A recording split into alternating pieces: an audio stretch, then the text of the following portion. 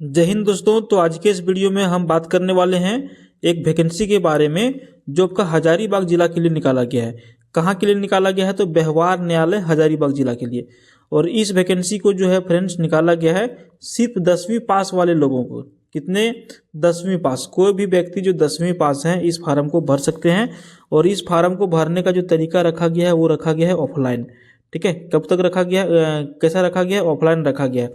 और मार्च का अंतिम सप्ताह तक, मार्च के जो अंतिम सप्ताह है तब तक आप इस फार्म को भर सकते हैं। और इसको भरने के लिए जो है सारा कुछ जो है जो भी जरूरत पड़ेगा आपको, डॉक्यूमेंट्स का, डेट का, क्या क्या आपको पेपर देना है, कैसे कहाँ पर भेजना है, सारा कुछ आपको हम बताएंगे। और इस फार्म को आप जो भरेंगे वो फार्म को आप कैसे डाउनलोड कर सकेंगे ये भी हम आपको बताने वाले हैं। ठीक है, तो वीडियो के अंत तक आप बने रहते हैं तो सारा क्लियर आपका हो जाएगा। यहाँ पर देखिए व्यवहार न्यायालय और विज्ञापन संख्या 1 है 2026 का, माने कि पहला विज्ञापन हजारीबाग जिला के लिए निकाला गया है। 1 नंबर पॉइंट में लिखते हैं कि व्यवहार न्यायालय हजारीबाग में रिक्त पदों पर सीधी नियुक्ति हेतु योग्य उम्मीदवारों से विहित प्रपत्र में स्वहस्तलिखित आवेदन आमंत्रित किए गए। अब ये स्वहस्तलिखित क्या होता है? देखिए, स्वहस्तलिखित मतलब ये जो आपका फार्म फॉर्मेट है, ठीक है, ये आपका फार्म का फॉर्मेट है। यही चीज़ जो है आपको इसमें फार्म को भरना है। बहुत बार लोग क्या करते हैं ना कि इस फार्म को नहीं भर करके एक पेपर ले लेते हैं इसी तरह का A4 साइज का। पेपर का साइज क्या होना चाहिए? A4 साइज का। और जितना यहाँ पर लिखा हुआ वो सारा क्या करते हैं? अपने कलम से लिखते हैं, अपने हाथों से। जैसे कि लिखा हुआ है आवेदन पत्र का प्रारूप का, तो यहाँ पे लिखेंगे आवेदन पत्र का प्रारूप का।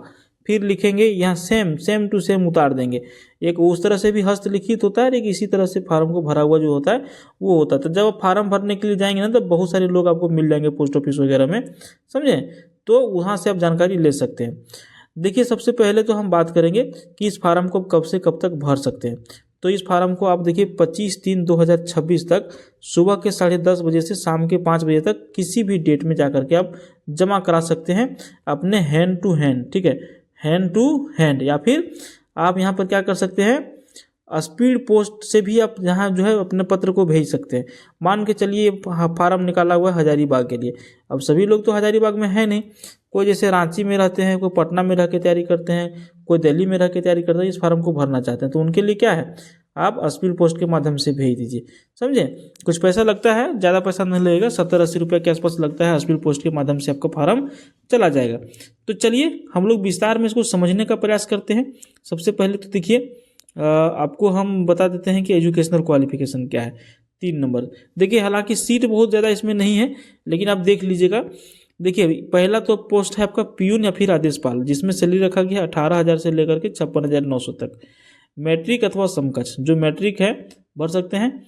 इसमें भर्ती का प्रक्रिया क्या होगा? तो स्क्रीनिंग टेस्ट एवं साक्षात्कार है ना, सीधी भर्ती होगा, परीक्षा इसमें नहीं होगा। दूसरा है स्वीपर मतलब झाड़ू पोछा वाला, ठीक है, और 18,000 से 56,900 तक मिलेगा।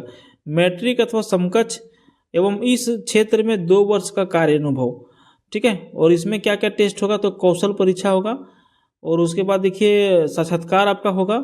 आउटसोर्सिंग के आधार पर सीधी भर्ती होगी, समझे? परीक्षा इसमें भी आपका नहीं होगा। अब कोई भी व्यक्ति जो फार्म को भरना चाहेंगे भारत का नागरिक होना चाहिए, मानसिक और शारीरिक रूप से ठीक होना चाहिए, नैतिक चरित्र उसका ठीक होना चाहिए, और कहीं भी जो है वो सजा उजा काटा हुआ व्यक्ति नहीं होना चाहिए। अब यहाँ पर देखिए 5 नंबर में लिखते हैं कि कोई भी व्यक्ति जो अनुसूचित जाति जनजाति से आएंगे, पिछड़ा वर्ग से आएंगे, EWS से आएंगे, और अगर यदि आप इसका लाभ लेना चाहते हैं तो आपको जाति प्रमाण पत्र क्या देना पड़ेगा? जाति प्रमाण पत्र लेटेस्ट बनाया हुआ प्रयास करिएगा कम से कम STO या फिर DC लेवल का देने का, ठीक है। जो नियोजन के लिए बना हो, जो नियोजन के उद्देश्य से आप बनाए हो वही वाला दीजिएगा। उसके बाद यहाँ पर देखिए इसमें जो उम्र सीमा की जो गणना आपका किया जाएगा वो 1/8/2025 के अनुसार से किया जाएगा, जो भी मिनिमम या फिर जो भी मैक्सिमम होगा। तो यहाँ पे लिखा हुआ कि मिनिमम उम्र किसी का भी 18 वर्ष होना चाहिए, और अधिकतम उम्र जो है जनरल कैटेगरी से अगर आप आते हैं, सामान्य जाति से आते हैं, तो 35 वर्ष होना चाहिए। जो अगर यदि आप BC1 BC2 से आते हैं तो अधिकतम 37 वर्ष होना चाहिए, और महिलाओं के लिए अधिकतम उम्र 38 वर्ष होना चाहिए, और अनुसूचित जाति अनुसूचित जनजाति पुरुष महिला के लिए 40 वर्ष होना चाहिए, समझे? और उम्मीदवार की उम्र की गणना जो होगा, उम्र सीमा एवं झारखंड आरक्षण की सुविधा जो है झारखंड राज्य द्वारा निर्धारित नियमावली के अनुसार से ही आपको देय होगा, समझे। उसके बाद अपनी उम्र, शैक्षणिक तथा वांछित योग्यता से संबंधित प्रमाण पत्र की सब अभिप्रमाणित प्रति एवं आरक्षित वर्ग के आवेदक आरक्षण से संबंधित प्रमाण पत्र की सब अभिप्रमाणित प्रति आवेदन के साथ अवश्य संलग्न करें। इसका कहने का मतलब यह है कि जो भी डॉक्यूमेंट्स आप लगा रहे हैं, ठीक है, जो भी डॉक्यूमेंट्स आप लगा रहे हैं, मान के चलिए ये आपका डॉक्यूमेंट्स है जाति का, तो सबसे नीचे सब अभिप्रमाणित माने आपका नाम यहाँ पर होना चाहिए, ताकि आपका साइन यहाँ पर होना चाहिए कि पता चले कि ये पत्र जो है, ये जो लेटर है, ये जो डॉक्यूमेंट्स है आप ही अपना वाला ही दे रहे हैं, समझे। अच्छा, उसके बाद जब आप फार्म को भरिएगा तो उसमें क्या क्या आपको देना पड़ेगा, ठीक है। एक तो सब हस्तलिखित आपको देना है। आवेदक को क्या क्या देना पड़ेगा, तो आवेदन पत्र के साथ में 3 पासपोर्ट साइज का फोटो देना है। पहला फोटोग्राफ जो आप संलग्न करेंगे, जिसमें आप आवेदन जो फार्म भरेंगे उसके ऊपर आपको एक चिपकाना है। दूसरा एडमिट कार्ड जो आपका आएगा अभी ये भर के देना है, उसके ऊपर चिपकाना है। तीसरा एक अतिरिक्त आपका रहेगा जो आपको देना है, और एक आपको लिफाफा भी देना है उसके साथ में, जो साइज दिया हुआ 25 सेंटीमीटर और 11 सेंटीमीटर प्रवेश पत्र निर्गत करने हैं। तो उधर से जो एडमिट कार्ड भेजेगा वो लोग, वो बोला, जिस पर 55 रुपये का डाक टिकट होना चाहिए। जब आप पोस्ट ऑफिस जाएंगे ना तो मांगेगा कि हमको डाक टिकट दीजिए 55 रुपये का। तो जरूरी नहीं कि एक ही 55 रुपये का दे दे, 10 रुपये 20 रुपये 30 करके देगा। आप इसी लिफाफा के ऊपर आपको चिपका देना है, और जो है आवेदन पत्र के साथ संलग्न हो, और डाक जो लिफाफा रहेगा उसके ऊपर अपना एड्रेस पता सब कुछ बढ़िया से लिख देना है, समझे। मेन चीज़ देखिए, यहाँ पर हम तो थोड़ा सा ध्यान से उतर जा रहा है ना, शुरू में हमको बता देना चाहिए था।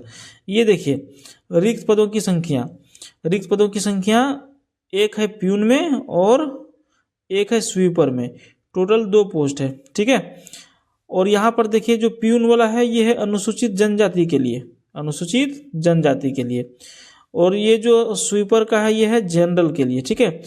तो अगर यदि आप ST SC OBC हैं तो सभी लोग स्वीपर वाला फार्म भर सकते हैं, लेकिन अगर यदि आप जनरल OBC हैं तो आप अनुसूचित जनजाति वाला फार्म नहीं भर सकते हैं, समझे। तो इसको भी आप लोग ध्यान में रखिएगा।